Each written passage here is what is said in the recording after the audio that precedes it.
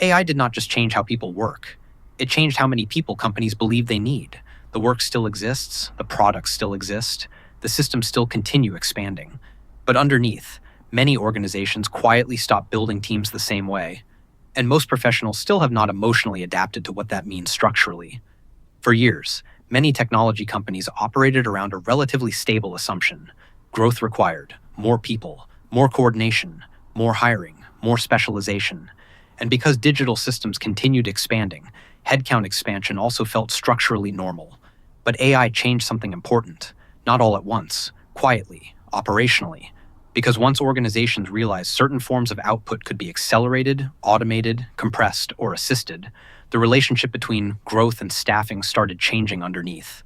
The dangerous part is, this transition rarely feels dramatic internally. The meetings still happen, the teams still function, the products still ship.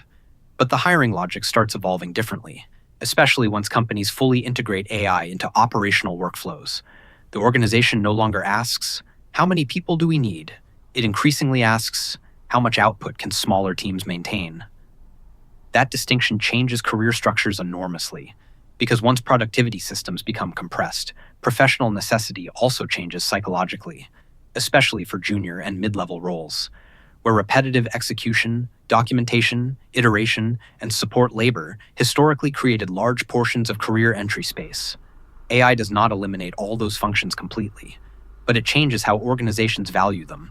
And over enough time, that shift starts reshaping hiring behavior itself. The environment becomes leaner, faster, more output-focused, but also less expansion-oriented. Because once companies become structurally comfortable with smaller operational teams, career growth itself starts changing underneath. The opportunities still exist, but fewer people may now compete for the same organizational space. That compression changes professional psychology enormously, because many professionals still emotionally operate inside older assumptions about growth. More companies, more expansion, more hiring waves, more available upward movement. But increasingly, modern AI-integrated environments optimize differently. More leverage, less staffing, more tooling, less structural redundancy. And eventually, many professionals start feeling something strange emotionally. That can't The be industry right. still moves, but the space inside it starts feeling smaller. The work still matters, but individual positioning starts feeling less protected.